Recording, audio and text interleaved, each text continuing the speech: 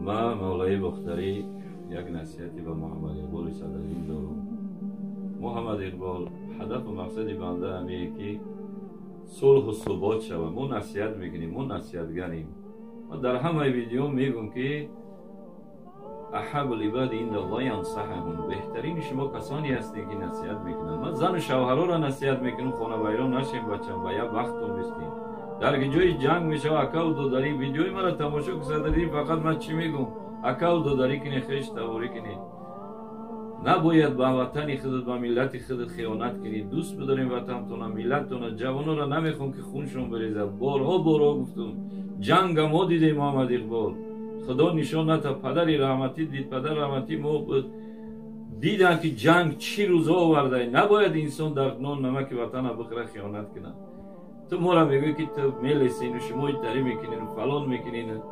ما هیچ مقصد دیگه نداریم. فقط مقصد و سخنرانی میگم که اینجا همونی شد. تو خودت شاهدی همه چی هستی. تو خودت مولای آیات حدیث گفت میزنی.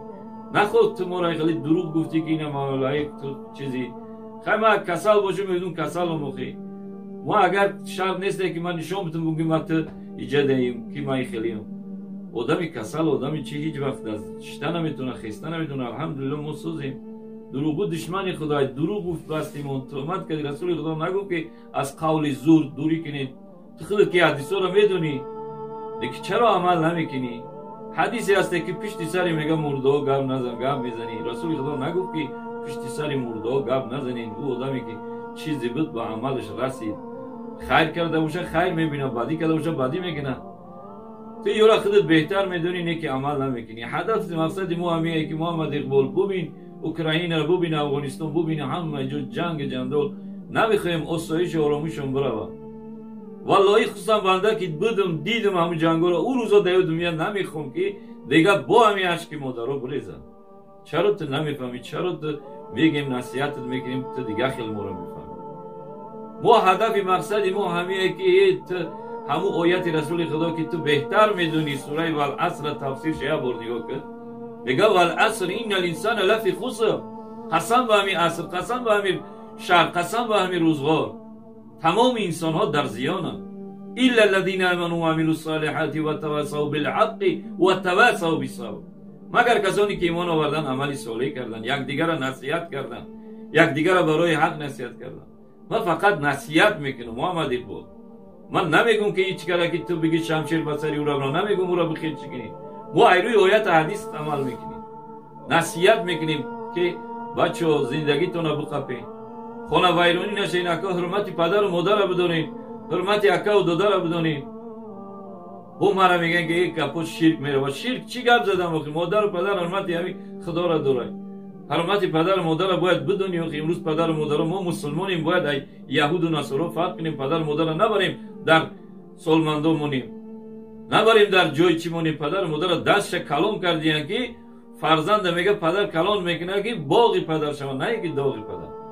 ما با این خاطر نصیحت میکنیم، با این خاطر میگیم. ما در همه ویدیو میگم، در همه جای اکا و دادر ده اکا و دادر قاریان میگم مشتکی اپا و خارا. یعنی ما احتیاط چه ما تاجیکستان خونه همه کسا آباد نکنیم. این قدر پیشرفت داتر میگوی پیشرفت. والله بیا ببین خشروشی ده خصوصا همی ناحیه ما را ببینو، ناحیه وخش را ببینیم، شهر باختر را ببینو، راه دوشنبه ماشاءالله شیدگی آخ. ما چی دروغ میگیم ترا؟ تو خودت این از نیامکا آدمای تو خبر میتن محمد اقبال غلط خبرت میتن، اشتباه میکنن، خطا میکنن. تو دیگه خیلی سویدینی میتن که خیلی یک تو بسیار روسی گپ میزنی، روسی رو هم با فکر کنم خوب میفهمی. روسا یک پاسلویتسا دارن چوجای سمیت هم نیلیست. زندگی یک انسانی بگونه خونه آدم یک جنگل نمیدونی که در خونه چی گپه تا این خونه گپ میزنی. با میگم که ما وطنمون دوست میداریم، ملتمون دوست میداریم. ما صلح و ثبات میخوایم محمد اقبال. دیگه ما یگان هدف نداریم. میشینیم مولای فلان مولای تری میگن. ما را وظیفه مون میای نصیحت کنیم. بازم میگم محمد اقبال تا ایمه یوشی مایدای گپی مرا گوش که همچون پدرگور برادرگور گوش که نکه هم خیلی کلوتا بیو بس که چی در کنه که همه همین میگه انسان باید در جامعه حشرات ضررآور نباشه، منفعتش برسه. فرق داره. دنیا هیچی نیست. دیگه دنیا گذران، محبت دنیا گذران. دنیا نمون بر پدران و پسران. نصیحت میکنم بشنو، عمری باقی ماندت را به طاعت عبادت بگذران. بینگر دنیا چی کرد با دیگران. یک روز میریم، پدرمون رفت، مادرمون رفت، بازم میگم نصیحت میکنم، بازم که ما هدف و مقصد و ما هیچ کده دشمنی ندارم، هیچ کده ما بدی ندارم. ما همه وقت میگم که هیچ که آزار نزنم، خونی هیچ که نریزه. جوانا را خدای تعالی تویاشون رو ببینین زنده باشن، پدر و مادراشون داغش نبینن. نمیخوام که اشک مادر رو بریزن. خداوند کریم پروردگار را دعا میکنیم تاجیکستان عزیز ما را خدای تعالی نگهدار باشه و آسایش و آرامش در تمام جهان خصوصا مسلمان نگه داره. تاجیکستان ای بلا و مصیبت ها نگه داره، ای آفت های زمینی و آسمانی. ما خیرخواه محمد اقبال دعا میکنیم.